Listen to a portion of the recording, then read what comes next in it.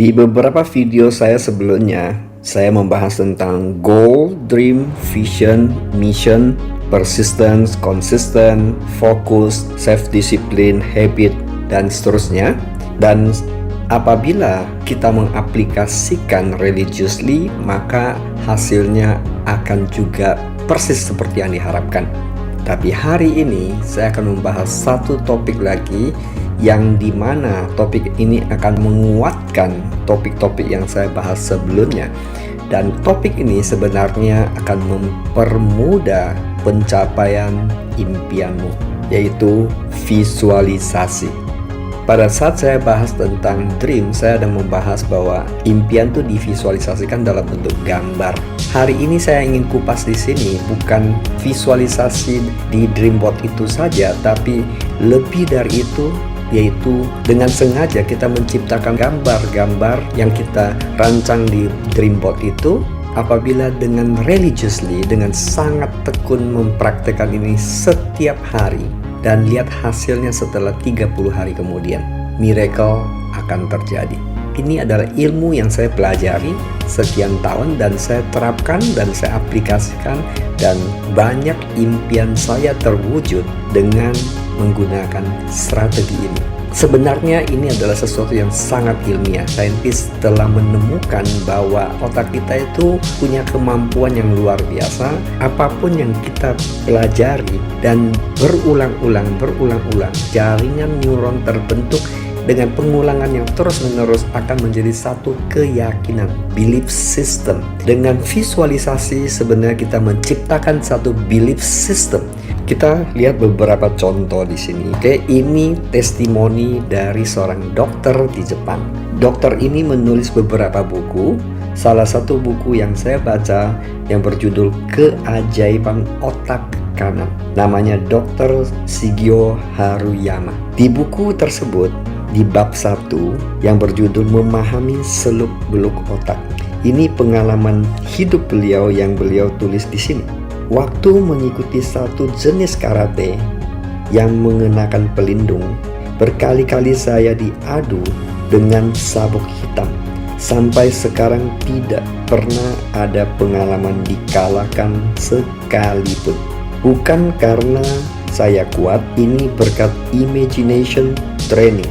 Sejak saya masih kecil, saya sudah dilatih imagination training oleh kakek saya. Imagination training itu adalah segala sesuatu kamu rancang dan gambarkan di dalam kepala.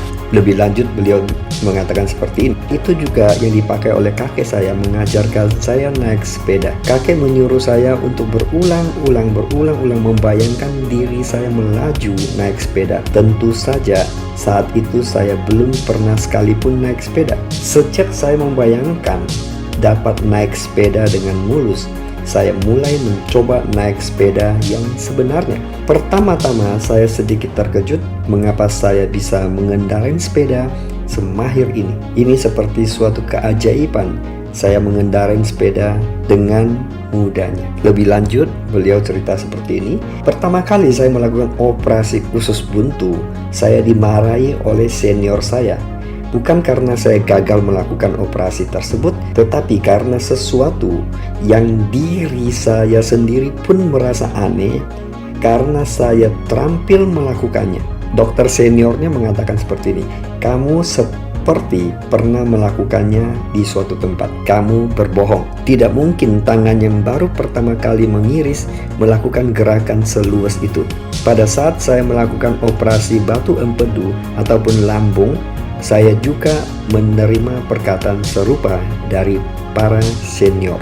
Yang disebut dengan imagination training terjadi pada otak kanan. Jika kita mengaktifkan otak kanan, maka akan ada perasaan yang menyenangkan. Dan morfin dalam otak akan keluar karena diri kita diberitahu bahwa diri kita berperan untuk meningkatkan kemampuan diri sendiri. Lebih jauh lagi, jika kita memiliki suatu mimpi, siapapun jika membayangkan mimpinya tersebut, hal itu mungkin sekali menjadi kenyataan.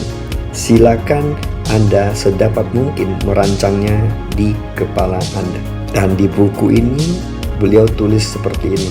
Hal utama dikatakan oleh kakek adalah dari lahir sampai meninggal kita harus merancang hidup kita sendiri. Sebenarnya yang dimaksud oleh Dr. Shijo Haruyama, imagination training itu adalah visualisasi yang saya kupas saat ini. Kegiatan visualisasi ini sangat erat kaitannya yang dikatakan oleh para neuroscientist adalah reticular activating system. Apa yang dimaksud dengan reticular activating system? Filter, penyaring. Ilustrasi analoginya seperti ini. Katakanlah seorang bos mempunyai seorang sekretaris. Sekretaris ini adalah filter. Biasanya jadwal atau schedule bos ini, sekretarisnya ini yang menyaring. Atau ingin ketemu tamu A, C, B, C, C, tidak langsung ketemu dengan bosnya. Biasanya disaring oleh sekretarisnya dulu, apakah ini perlu atau tidak. Nah, itulah cara kerja reticular activating system. Nah, pada saat kita dengan sengaja memvisualisasikan, sebenarnya kita memfilter. Apalagi dengan kemajuan teknologi sekarang, begitu banyak informasi yang masuk, mesti difilter kan? Nah, filternya apa? Sangat menentukan. Karena pada saat kita filter akan menjadi fokus di situ. Contoh, saya mengembangkan satu bisnis di mana bisnisnya adalah mementoring orang untuk mencapai goal. Pada saat sign up dalam bisnis itu ada level-levelnya, ada silver, ada gold, ada platinum, ada diamond, seperti itu. Dan yang terjadi sekian lama dia hanya sign up orang silver. Kemudian waktu konsultasi dengan saya, dia tanya, kenapa ya saya hanya silver saja? Saya bilang, fokusmu yang kamu harus rubah. Yang saya maksud ini sebenarnya filteringnya, filter tadi ya. Saya bilang seperti ini, nanti kamu pulang dari sini, kamu hanya fokus baby Benz yang warna putih. Nanti kamu sampai rumah, kamu kabarin saya berapa mobil baby Benz warna putih yang kamu ketemu sepanjang perjalanan pulang. Dan setelah sampai rumah, dia kontak saya, dia bilang, wow, saya ketemu banyak sekali, mungkin lebih dari 30. Dan saya bilang, di situ letaknya, change your focus sekarang. Percaya nggak? Sejak hari itu saya bilang, change your focus. Dia change ke platinum waktu itu. Dan setelah itu, dia sign up orang di level platinum. Begitu powerfulnya. Dimana kita diberi karunia, otak kita bisa dilatih. Nah, demikian juga dengan impian yang kita punya, itu bisa kita visualisasikan. Oke, bagaimana cara visualisasi? Oke, saya sharingkan sederhana. Pejamkan matamu dan mulai visualisasikan gambar yang apa yang kamu mau tadi. Setiap orang bisa berbeda. Bisa jadi kamu mau ke luar negeri, kalau perlu lebih spesifik lagi, misalnya ke Paris mau foto di Menara Eiffel, ke New York mau foto di depannya patung Liberty, dan visualisasikan seolah-olah sudah terjadi. Dan bayangkan kamu foto di situ, bayangkan pada saat bayangan itu terjadi dan seperti sudah terjadi, itu akan memberikan energi tersendiri. Dan feeling itu penting sekali menentukan. Dan bagaimana powerfulnya tentang reticular activating system ini atau filter ini, itu luar biasa. Selamat mempraktekkan. Thank you for watching. Bye.